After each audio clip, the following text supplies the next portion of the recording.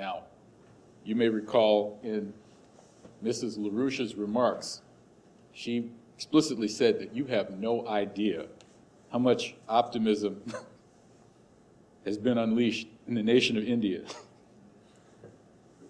in the recent period.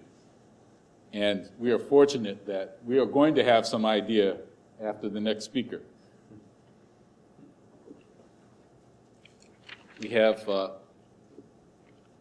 Ranjani Saigal, who is the executive director of the Ekal Vidyalaya Foundation of the U.S.A., who is here to convey to us what that excitement and optimism is so that we will have some idea of it. And we're pleased to have you here with us.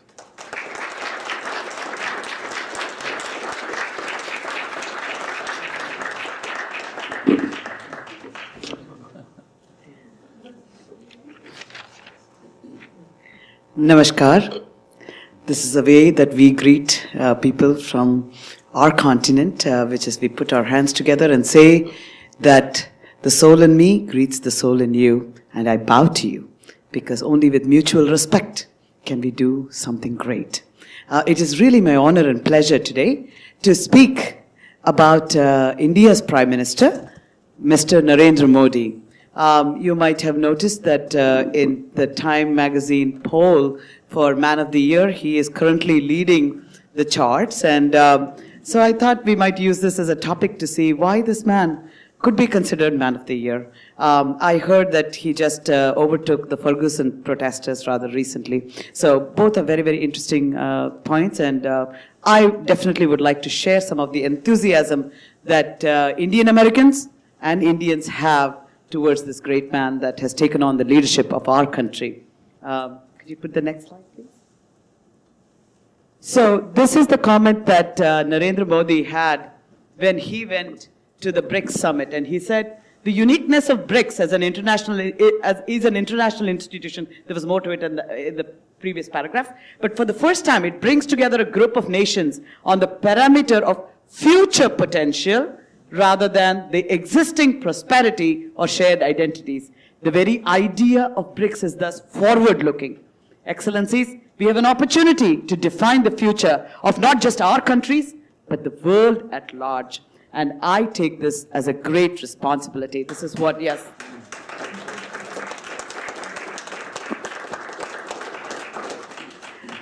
And I think this is what defines Modi. Everything he does, he takes on as a responsibility.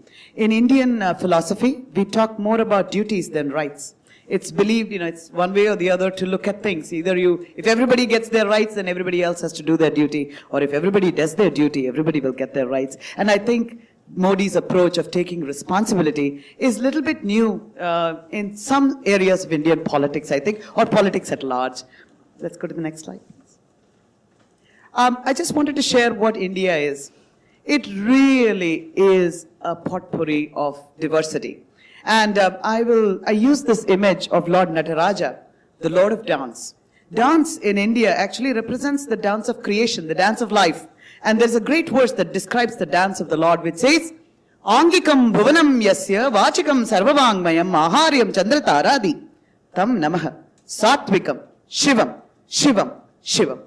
It says, in general, for dancers, we need three things. You need a body, you need some words, you need costume, and you need an inner inspiration that will transform your audience.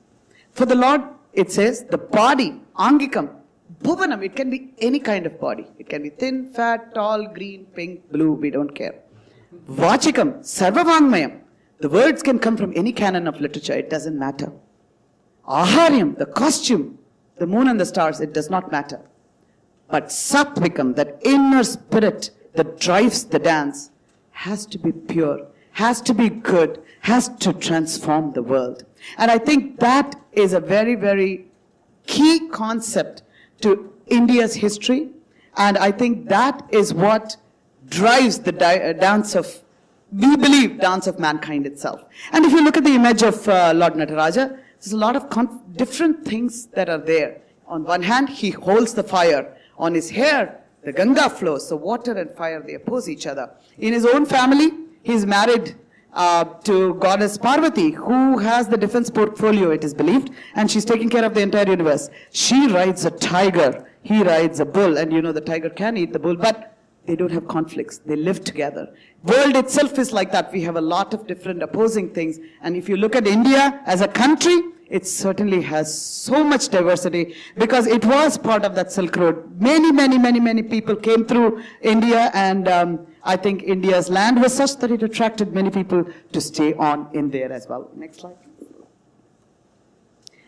Another very important characteristic of India is that we revere learning. We have a goddess assigned to this task to bless us with learning. And in fact, education was very key. We have the oldest universities are from India, Takshashila and Nalanda. You saw some Takshashila, I think, in her presentations there. So it is a very key thing that defines who Indians are. In fact, in the Indian American communities, you know, the kids are made fun of for being the nerds because the parents are always asking them to study. So education is very key to us. Next slide, please. And that knowledge, that reverence for knowledge has actually in the ancient times given a lot to the world at large.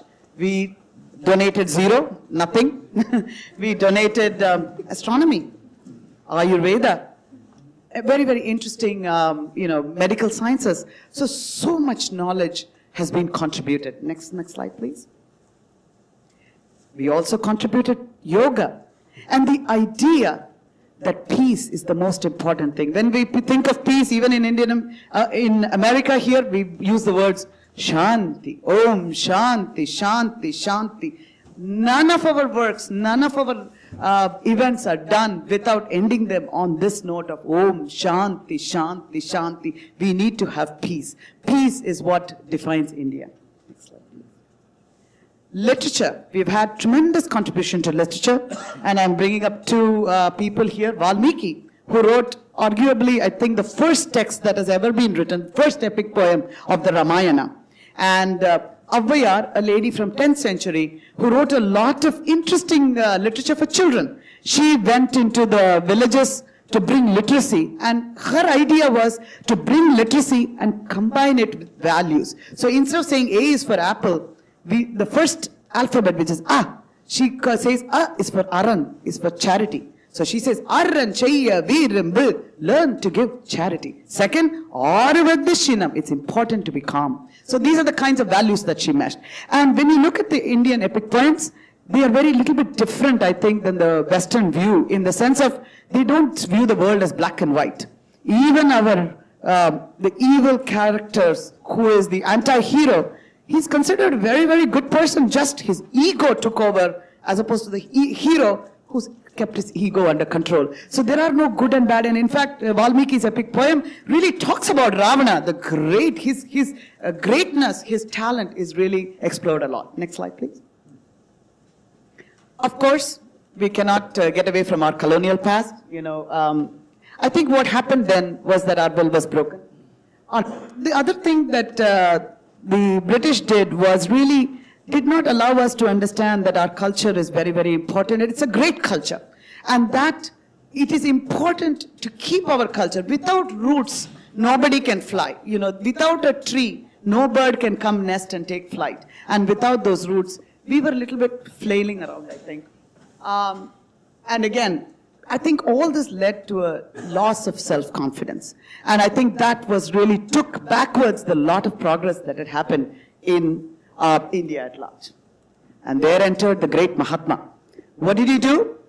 He came up with this, that if I have the belief that I can do it, I shall surely acquire the capacity to do it, even if I may not have it at the beginning.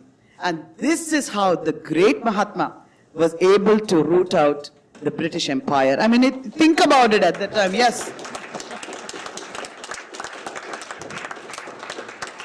For a half-clothed man with no weapons to come in and take on the British power, he said, if I have the belief I can do it, I shall do it. And I'm sure today when we all get together at the Schiller Institute, if we all believe we can get peace, we shall do it. I'm positive. So let's move on. Next one. And it's interesting that, there were many options once freedom came. We chose democracy.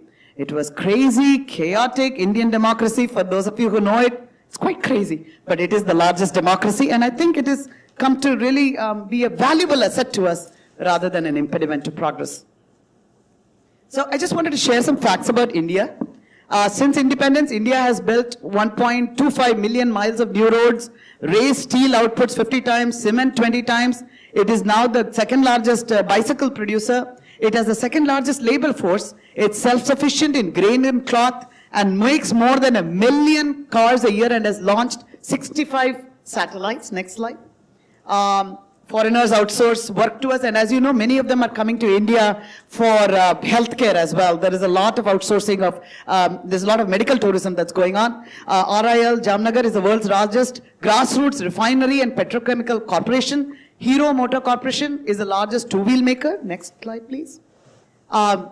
You all must know that we have the best film industry in the world.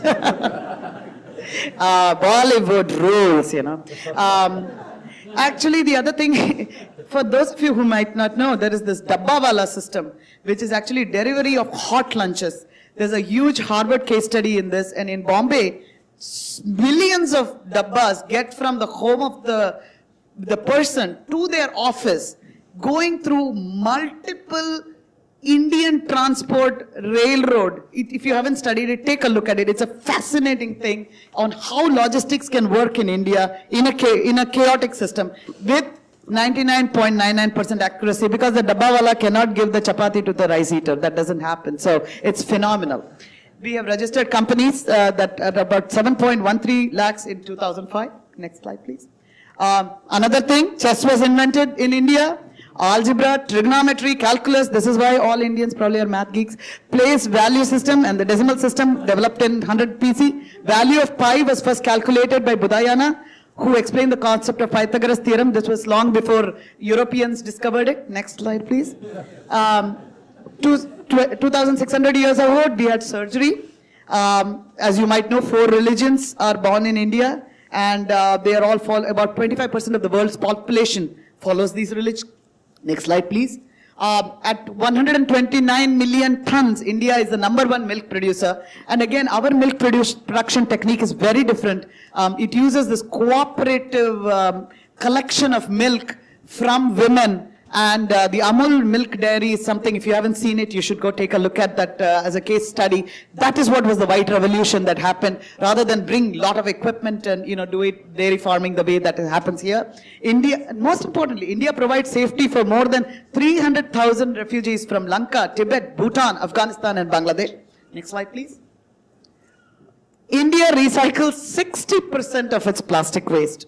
The figures even for Japan and China are 12 and 10. And so, I mean, if any Indian, even in now, if you go to an Indian's home, often they use their grocery bags in their, for garbage disposal. And I think it's a good idea, So, and the Bombay Stock Exchange is raised 5th in the number of electronic trades. It's the 3rd largest index options exchange. We have many very reputed high engineering and medical colleges. And this has resulted actually in a lot of impact in America. Many of our very talented people have come here and head many corporations. Many of the developments of Apple, Microsoft has all contributed. In fact, Bill Gates comes to Indian conferences because he says that many of his employees who have really made Microsoft what it is today are of Indian origin, and 2 very important CEOs, Satya Nadella, who now is the CEO of Microsoft, Indra Nooyi, who is the CEO of Pepsi, are both of Indian origin, who came out of Indian education system. Next slide, please. Now I'd like to introduce to you what is very new and things that you don't know about India. Yes, you know that we know math and science and all of that, and we can do all of that very well, but what is very interesting is this concept of Jugaad innovation. Jugaad means just let us do it. Let us do it. How do we do it? We do it. We seek an opportunity in diversity. You follow your heart and do this innovation. Important, do more with less. That is very interesting. As we are moving into the future where we are saying it's very expensive to innovate, we really need to go with this idea that you can do more with less, and innovation does not need more, but just ideas. Think and act flexibly. Include the margin, always, always very important. And most important, keep it simple. Next slide, please. Here is an example of a jugaad invasion. This gentleman is a farmer, so he uses an agricultural pump for pumping his water in his field, and when he needs to bring the goods, he uses that pump to drive his truck as well, and has created his own truck to bring the goods in. So this is jugaad. He doesn't have enough money to buy a truck, so why not make one up, So this is jugaad. This is very much jugaad at score. Next slide. This is another very, very important. So I think that jugaad led to this kind of idea that we were the first country to have MOM. I don't mean mother, but I mean mission to Mars, Mangalyaan Mars. So India is the first country to have successfully sent a mission to Mars at the first attempt. And that's not the most impressive thing. The most impressive thing is that it cost only $74 million to do that. And that is so much less than anything else. And the next slide, please. And you can see number of missions that have failed in all other countries, and we were the first to do it right the first time. Next slide, please. And remember, it costs less to send our mission than to create a movie in America about a mission. So reality sometimes is cheaper than illusion, but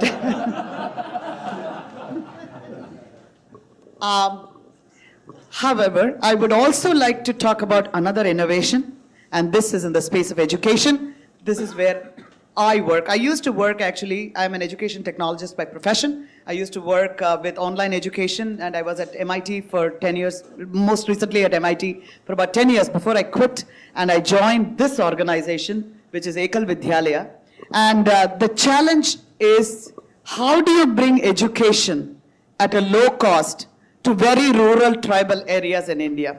It's not easy to do that. We have India lives in its villages. We have 700,000 villages, out of which 100,000 is really hard to get to. Even after Mrs. LaRouche is successful in building her Silk Road trains, in these areas it's really hard to get to. Sometimes you have to go across the Brahmaputra, maybe across some mountains to get to that. But we are talking about at least 100,000 villages. And imagine if all the members of those villages have no access to education. We are having darkness in such a large area. So there was a very great organization, very innovative person who came up with a model to create single teacher schools that run at the cost of $1 a day. It costs, and this is for about 30 children. So I am talking about 30 children costing about $365, and that means about $10 for a whole year for a child. And if you compare that with the United States, I think we spent between $10,000 and $20,000. So just a matter of scale. So it is a very, very unique innovation, and I really think we need to think about these alternative models as we are moving forward everywhere in the world to bring better education at a lower cost. Next slide, please. And why should we do this? By the way, at Ekal, our mission is to bring holistic development to the village. It's not just about education, but education is the primary vehicle. Without that, we cannot step forward. We do other things like micro-rural entrepreneurship. We do healthcare, again, at a low cost and all of that. But the main reason is that there is this gentleman, I have a picture here. I met him, he works for Ekal, and I asked him, I did a tour of the villages. I said, why do you work for Ekal? The reason the cost is low is that we have great community involvement from the villages, and they really volunteer their time, they get paid as well. I asked him, why do you work for such little cost? And he told me, he's from the Northeast, and he said before he joined Ekal, he was part of a terrorist organization. And he said, and it shocked me, I've never met anybody who was part of a terrorist organization, I have to be very honest. And I was taken aback, and I said, so he says, so I said, why did you do that? I mean, obviously I was, imagining all horrible things. And he told me this is when I understood how important this work is. He said, you don't understand. In remote rural areas, nobody comes and reaches out to us. Nobody knows who we are. Nobody talks to us with love. The first people who come in here are these kind of terrorists who make us believe that they are doing what they are doing for our benefit. And then they give a gun in our hands. And then, it's all about extortion. It's very, very negative. And he said when Ekal came into the village and talked about what they were trying to do, he said again that, I didn't even want to listen because I said they're going to, not do any benefit to the village. But slowly I realized what they were talking about, and I realized that yes, what I need is not guns, but education. And that is why I joined this movement. And I think if this has been the problem, in my view, in the world at large, is that people have invested more in guns than in education. If we could invest in education, if we could empower our villagers, the world at large to develop, Om Shanti, Shanti, Shanti, there will be peace. I am positive about that. Next slide, please. So, why do you think Modi is the man of the year? I think he is a man who is leading a country whose time has come. And in fact, he is very, very understanding, just like the great Mahatma Gandhi understood, the fact that development comes not just by doing one thing or the other. You have to do multiple things. You have to take care of the villages. You have to take care of industry. You cannot exclude one or the other. And you need to do it in a way that both the person living in that remote village and the people living in Delhi are happy. And how to make that happen? It's not an easy task. But what Modi has done is that, as you might know, when he was young, he left his home and wandered around. Mahatma did that too. He wandered all over the villages.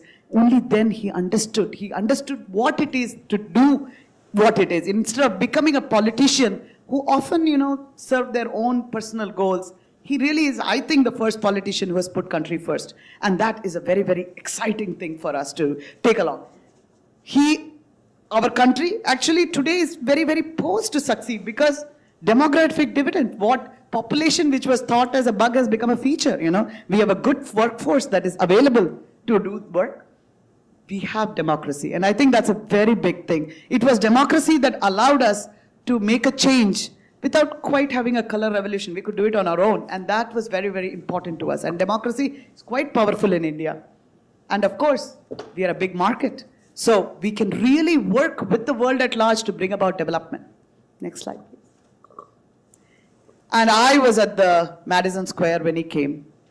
It's not often that you get to, I have never been actually, no Prime Minister of India has ever come and addressed the group like he did. And when he walked in, one felt proud because of the message he brought, because of the optimism he brought. He makes us believe, I can do it, just like the Mahatma. And I think that is what is going to take us forward. His speech, few leading things here. First thing, optimism and hope. He was here while he was fasting for 9 days.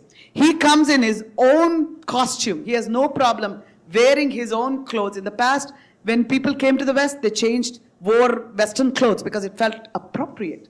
They gave up their own eating habits because it was appropriate. If it was a fast, often in offices people say, oh, it's an Indian fast, but let's not do that because the Westerners might be upset if we don't eat. He said, I'm going to fast. That is what I'm going to do. So to be rooted and then come and talk with optimism and hope while understanding what innovations, what positiveness is in America will bring the ideal Indian-American fusion and development to the world at large. And that's what Modi brought, I think, when he came here.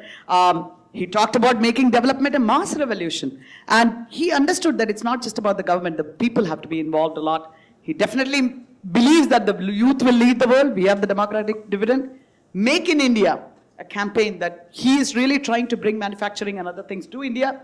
Repay our debt to the Mahatma. Mahatma was very, very particular about cleanliness. And Indians in general, believe it or not, are very fastidious about cleanliness. Our scriptures talk about washing hands all the time. And yet we had lost that because of many, many issues. And bringing this idea of Swachh Bharat, that we can clean our house in many, many different ways, including our streets, I think that's a very, very positive thing that he has brought. And that really makes me very enthusiastic. So this is it. My last slide, which tells me why I believe he's so amazing. He put country first. Personal story, he was a tea seller. Really taught himself. That is the other thing about education. He figured out how to do education himself. Very low cost, did distance education and believes in that very, very strongly. And that personal story itself is amazing. Great hard work. He told us in a conversation, how does he do so much work? What is his hobbies? What does he do in his downtime? He says in his downtime, he innovates on how to make governance happen. And I think that is really phenomenal about him. great courage. I mean, you know how he came on to, in face of adversity, he's like, I will do the right thing if I believe in it, you know. Very practical approach, really. Never takes people into consideration, but really it's about, let us do the right thing for the country. People only in the sense of, yes, he does take the, you know, the country into consideration, but not who came up with the idea. That doesn't matter to him. Support for women. He was the first prime minister who got on his Independence Day address and told Indians, watch where your sons are going in the evening, not just where your daughters. And he told them, you dare not do female feticide. For him to come up like that and talk about that, that I think is a tremendous thing, because women are the power of any nation. And for him to take on those topics from the Red Fort was a very, very big thing, I think. Most importantly, understanding of science and technology and its role in development. He wants 100 smart cities. He wants thousands of smart villages. He has this idea that education technology can reach out. He wants educational kiosks using I-way instead of highway, information highway rather than just infrastructure highway. These are all brilliant ideas that he brings. So we have great hope. I think Indian Americans have great hope. And I hope that together, all of us come together as we have talked here. And really, Om Shanti, Shanti, Shanti. Thank you for the opportunity.